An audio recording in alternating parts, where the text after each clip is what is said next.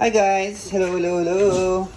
Naalala nyo kagabi na masyal ako para pumunta doon sa friend ko na binigyan ko ng bigas. Ito na yung part 2 ng ating vlog na yon. Bale, ito na yung binigay niya sa atin. Isang tray ng... Tignan natin. Wow! Ang daming laman. Ito yung tray nun. Ito yung kakainin natin for today's video. Dami. Meron siyang shrimp, crab. Hindi ako mahilig dito. Ito lang gusto ko. Tapos may mga shells. Sarap niya.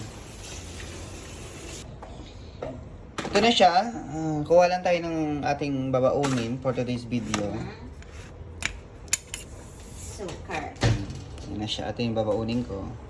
Tapos punta lang tayo ng konting sabaw. Sarap. May initan naman sa work kaya... Yan, ito sa akin, ito yung sa ate ko.